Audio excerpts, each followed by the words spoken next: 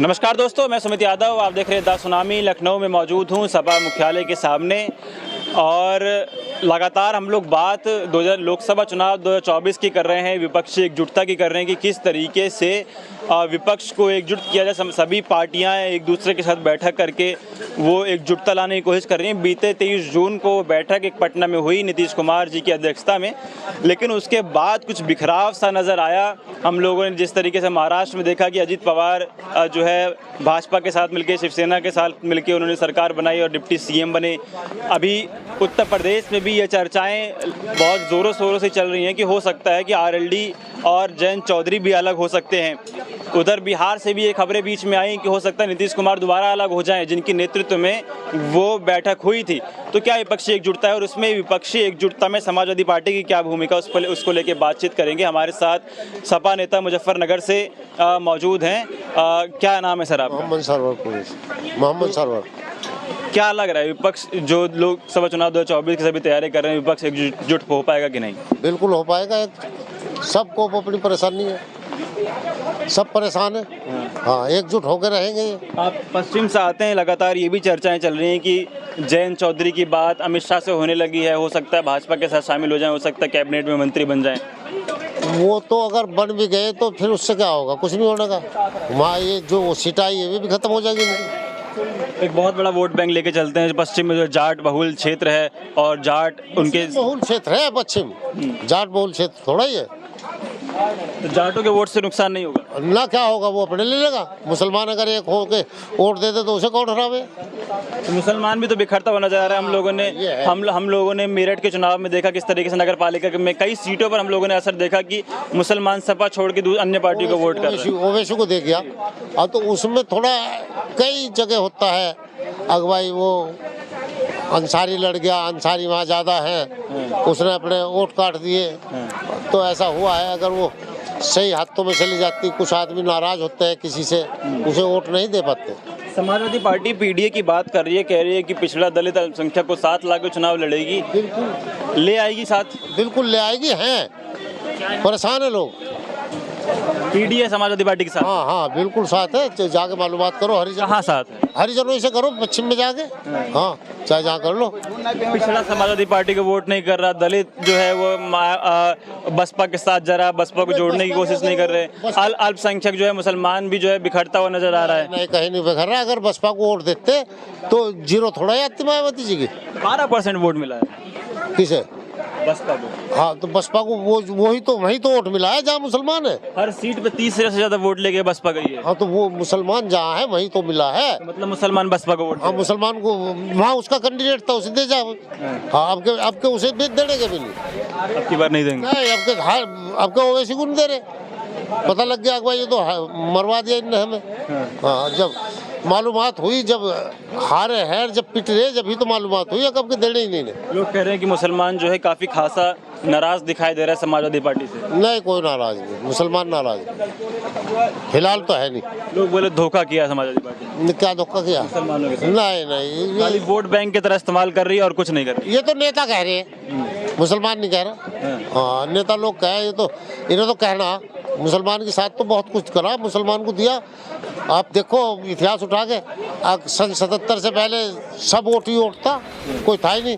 केले नेता मुलायम सिंह ने जो है वो 77 के बाद जगाया है लोगों को। और सब ये सड़क पे जो है ओवैसी चाहिए, पिछड़ा हो, दलित हो, ओवैसी हो, चाहे कितनी बिरादरी हो, सैकड़ों बिरादरी, सबको उठाने का काम केले नेता मुलायम सिंह ने करा है। अगर दूसरे ने करा है पूरे हिंदुस्तान में तो हमें बताओ। नेताजी मुलायम सिंह यादव ने तो क्या लोग बोल रहे हैं अखिलेश जी नहीं कर पा रहे हैं, लेकिन नहीं, अखिलेश जी कर रहे हैं। अब अखिलेश जी करेंगे तो जब कुछ होगा। आप बताओ। 2024 में लगातार समाजवादी पार्टी नारा दे रही है कि 80 हराओ, भाजपा भगाओ। तो भागेगी। 80 हरा देंगे? नहीं, 80 तो नहीं, लेकिन कम बढ़ती हारेंगे, सारी हारेंगे। हमारा मानना है 50 सीट से ऊपर लेंगे हम। मुजफ्फरनगर से क्या माहौल? मुजफ्फरनगर से ठीक माहौल है। सपा जीतेगी और सपा अब भी है। जो इलेक्शन हुए नगर पंचायतों के, उसमें भी सपा ही है। संजीव बालियान वहाँ से सांसद हैं। हारेंगे अब तो। हारेंगे। क्या आप क्योंकि मुजफ्फरनगर से आते हैं, किसान आंदोलन बीच में हुआ, मुजफ्फरनगर गढ़ रहा, सिसौली से राकेश टिकैत जी आते हैं, तो क्या है उधर माहौल पूरा? माहौल यही है। देखो, एक आदमी तो कभी कामयाब हुआ नहीं करता। जाट और मुसलमानों का वहाँ एक समीकरण है, और वो आज से नहीं, चौधरी चरण सिंह के टाइम से चला आया। जब जब जाट और मुसलमान का समीकरण टूटा है तो जाट को नुकसान हुआ, जाट को नुकसान हुआ, मुसलमान को तो कोई नुकसान ही नहीं। ना उसे कोई प्रधानमंत्री बनना, ना मुख्यमंत्री बनना, वो तो सड़क पे है, उसे तो खरबूजे बेचने, ककड़ी लेनी। अच्छा, वो तो आज भी ऐसा ही, जब भी ऐसा ही है। लोग बोल रहे हैं अब्दुल की चूड़ी टाइट कर दी हैं? अब्दुल की चूड़ी टाइट कर रखी है भाजपा ने। अब्दुल कौन है? मतलब मुसलमान की चूड़ी टाइट कर रखी है। कोई टाइट नहीं है, ये तो क्या हो जाओ, वैसे ही लोग कह रहे हैं कोई टाइट नहीं, टाइट हुआ करे क्या? ऐसा थोड़ा ही है, बताओ हमें कहाँ से निकाल दिया? अच्छा, अब क्योंकि पश्चिम के डिप्टी सीएम कहे जाते थे आजम खान साहब, उनको दबा देना, कमज़ोर कर देना, किस तरीके से उनकी विधायकी गई, फिर अब्दुल्ला आजम की विधायकी गई, तो क्या लग रहा है आजम खान के कमज़ोर होने से पश्चिम में जो मुस्लिम वोट बैंक है उस पर असर पड़ेगा क्या? नहीं, आजम के पीछे थोड़ा ही था उस समय मुसलमान, आजम के पीछे थोड़ा ही मुसलमान, वो तो नेताजी के पीछे था, अखिलेश के पीछे। तो आजम खान साहब से कोई असर नहीं? नहीं, जब उनकी खुद नहीं रही अपनी तो असर क्या पड़ेगा? वही तो पूछ रहे हैं, आजम खान कमज़ोर हुए? नहीं, वो मुसलमान से कोई उनका संबंध नहीं है, कोई संबंध नहीं, वो तो अपना है, ठीक है। मुसलमान को उन्होंने कोई फायदा भी नहीं पूछा अपने टाइम में रहते हो। अच्छा, हाँ, नहीं, कोई नहीं पूछा। तो आजम खान मुसलमानों के नेता नहीं? नहीं, कौन का है, मानता ही नहीं कोई। वहाँ के हो, रामपुर के तो अलग बात है। हाँ, बहुत बड़ी बात आप कह रहे हैं। हाँ, मुझे फा करके नहीं है, पता कर लो, चाहे 1000 से कर लो। अच्छा, हाँ, चाहे 1 लाख से कर लो। किन मुद्दों को लेके आप जाएंगे इस बार चुनाव में? महंगाई को लेके जाएंगे, महंगाई को लेके जाएंगे, इसको लेके जाएंगे। रोजगार नहीं है, कोई पढ़े लिख के सब सड़कों पे है, और कोई कुछ नहीं मिल रहा। कोई हिंदू मुस्लिम से थोड़ा ही काम चल जाएगा। आपको नहीं लगता कि जब लोकसभा चुनाव की बात आती है तो मुद्दे कुछ और हो जाते हैं, राष्ट्र हित के मुद्दे आ जाते हैं, सीमाएं सुरक्षित हो गई, भारतीय जनता पार्टी लगातार दावा कर रही है, और जो राष्ट्र के मुद्दे हैं, चाइना का मुद्दा है, पाकिस्तान का मुद्दा है, कश्मीर का मुद्दा है, ये सारे मुद्दे जो हैं लोकसभा चुनाव में हावी बढ़ जाते हैं? असल में हमारे जो लोग हैं वो ज़्यादा पढ़े लिखे हैं। जब पहले सरकारें रही हैं तो पहली सरकारों के टाइम में सुरक्षा नहीं थी क्या राष्ट्र की? पहले टाइम में 65 में 71 में क्या इंदिरा गांधी ने अफगानिस्तान नहीं तोड़ दिया था? विश्व गुरु बना दिया नरेंद्र मोदी ने। भाई वो तो पता नहीं कैसे बन गया, लेकिन विश्व गुरु यही होगा। मुस्लिम ममालिकों में अल जजीरा पढ़ो, अल जजीरा की खबर सुनो, पता लग जाए क्या है। अच्छा, अल जजीरा जो है, अल जजीरा ठोस खबर देता है पूरे मुस्लिम ममालिकों की और अमेरिका की। अमेरिका के बारे में ये बताता है कितने ही मुस्लिम ममालिक ऐसे हैं, जब अमेरिका फ़ोन करता है उनका फ़ोन नहीं उठाते। अभी राज क्षेत्र में भाजपा सरकार एक कानून और लेके आ रही है, यूसीसी, क्या कहेंगे उसके बारे में? नहीं, यूसीसी लाके, हम तो यूसीसी तो आया वो पढ़ा, यूसीसी का होगा क्या? कुछ भी नहीं। क्या है? कुछ नहीं। ये एनआरसी भी लाए थे, अब वो कहाँ है? कई लोग ये बात कह रहे हैं कि यूसीसी जो है, यूनिफॉर्म सिविल कोड जो है, उससे मुसलमानों को नुकसान होगा। नहीं, कोई क्या नुकसान होगा बताओ हमें? कोई नहीं, ना आने का। पहली बात तो आने का नहीं, ये मैं कह रहा हूँ आपसे, आने का नहीं आएगा ना। ये तो सब इलेक्शन का एक प्रोपेगेंडा है, ये निकल जाएगा, 5-6 महीने चलेगा, फिर उसके इलेक्शन का प्रोपेगेंडा पता नहीं क्या फायदा होगा इसको बीजेपी से? बीजेपी को इससे क्या फायदा होगा? बीजेपी को यही तो फायदा होगा। अब बीजेपी जो है वो हिंदू मुसलमान कर रही है, उसे उसका इतना फायदा चाहिए, और क्या चाहिए? अच्छा, एक बात बताइए, अगर आप विपक्षी एकजुटता की हम लोग क्योंकि शुरुआत करी वीडियो में, तो ख़त्म वहीं से करेंगे।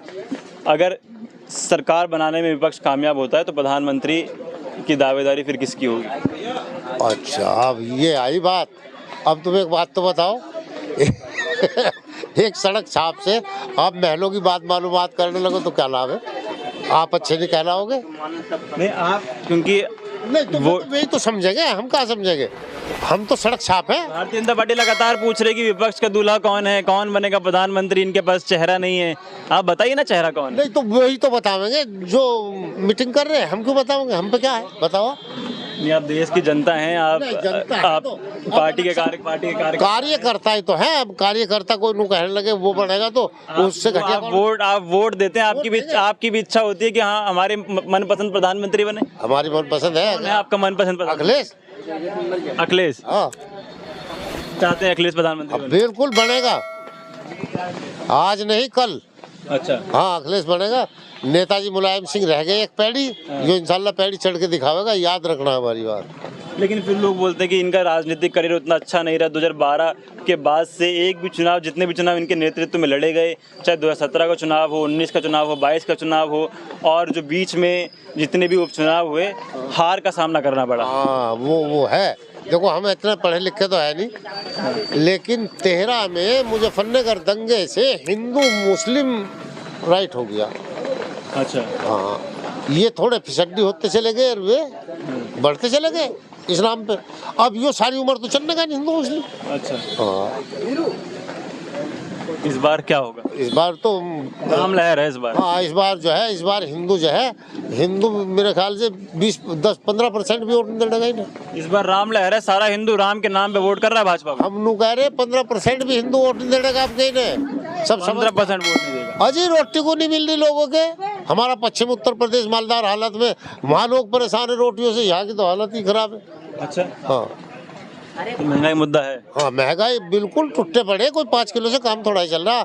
आप गांव में जाके देखो, बहुत बुरा हाल है। ठीक है, तो ये थे हमारे। हिंदू मुसलमान से काम थोड़ा ही चलता है वैसा। देश का नाम तो देश से ही चलेगा, देश का काम देश से चलेगा। आपसदारी, भाईबंदी, प्यार मोहब्बत होना चाहिए। पाकिस्तान साला पाकिस्तान में रहे, हमें सोचने से क्या मतलब है। चाहे साले के रोटी ना पक, रोटी की बात कर रहे, हम लोग कह रहे सौरे के चूल्हा भी ना चढ़ो। अच्छा, हम पे क्या ठेका हो सौरे का? बताओ आप, हमारी बात गलत लग रही तो रोटी पकड़ेगी तो बहुत दूर की बात है। आजकल सौरे के चूल्हा ही ना चढ़ियो, चूल्हे में आग ही ना जलियो सौरे के। आजकल पाकिस्तान बड़ी चर्चा में है, क्योंकि पाकिस्तान से एक लड़की सीमा हैदर आई हैं, आप ही के क्षेत्र में हैं। अब वो उसे जब वो अपना नाम नहीं बता रही, धर्म नहीं बता रही, वो तो कुछ भी नहीं बता रही। इसे तो अब मैं जो हूँ, मैं बैठा और आप भी बैठे, चलो 2 टोपी ओढ़ के वहाँ चल रहे। अब कौन बताओगा? दोनों इब्राहिम बताओगा। सीमा हैदर के बारे में क्या कहेंगे? तो वो तो बता तो दिया, उसके बारे में क्या बतावे? हमें क्या पता कौन है? छोड़ दिया भाजपा ने उसको। हैं? भाजपा ने छोड़ दिया। क्या वो पाकिस्तान से आई। नहीं, उसका पास के उसका कोई रिकॉर्ड ही नहीं है। आ जाओ, हम पे क्या ठेका? पहली बात तो आई नहीं है कोई। बता रहे पाकिस्तान से आई है, फिर हिंदू लड़के से शादी करी, हिंदू धर्म अपना लिया। पहले मुस्लिम थे, अब हिंदू हो गई है। तो उससे क्या कोई हिंदू मुसलमान खराब हो गया? वही तो खराब होगी। पहली बात तो वो है नहीं मुसलमान। नहीं, पहले थी, अब तो हिंदू हो गई। नहीं, पहले भी नहीं थी। पहले भी नहीं थी। पता नहीं कौन थी। मैंने अभी आपसे बताया, अगर बुरखा या टोपी लगा के कोई हिंदू मुसलमान थोड़े बने। वो कुछ इस्लाम के बारे में बता रही नहीं, अगर कोई पूछे पत्रकार। उसके पास आधार कार्ड मिले पाकिस्तान के? हाँ, बस पाकिस्तान बता दे। आधार कार्ड है उसके पास पाकिस्तान का? आधार कार्ड तो कहीं कोई बनवा लो, अब कोई ऐसी बात नहीं है। अच्छा, हाँ, सब काम चल रहा अब तो। चलिए, ठीक है। तो 2024 में क्या मुद्दे रहेंगे? विपक्षी पार्टियां लगातार महंगाई पर भाजपा को घेरती हुई नज़र आ रही हैं, बेरोजगारी पर भारतीय जनता पार्टी को घेरती हुई नज़र आ रही हैं, और तमाम जो मुद्दे हैं। लेकिन उसके इतर भारतीय जनता पार्टी की अगर हम बात करें तो यूसीसी एक मुद्दा चुनाव से पहले फिलहाल आया है, जिसमें हिंदू और मुस्लिम दोनों में बहस हो रही है कि किसको क्या नफ़ा नुकसान होगा। और सीमा हैदर की लाश में थोड़ी सी बात हुई तो कई लोग इस पर सवाल ये उठा रहे हैं कि सुरक्षा का बहुत बड़ा मसला है। अगर पाकिस्तान से कोई लड़की इस तरीके से भारत में आ जाती है और इस तरीके से घूम रही है, तो इस पर कई सवाल निशान है कि सुरक्षा किस तरीके की है जब कोई लड़की बिना किसी चेकिंग के इतने दिनों से हिंदुस्तान में रह रही है। तो फिलहाल ये वीडियो मैं खत्म कर रहा हूँ। आप लोगों की क्या राय है विपक्षी एकजुटता को लेके, लोकसभा चुनाव 2024 को लेके कि कौन बनेगा प्रधानमंत्री, और सीमा हैदर के बारे में भी आप क्या सोचते हैं वो भी बता दीजिएगा। फिलहाल ये वीडियो मैं खत्म कर रहा हूँ। आप लोगों से मुलाकात अगली वीडियो में होगी। जुड़ रहे हमारे साथ, तब तक के नमस्कार।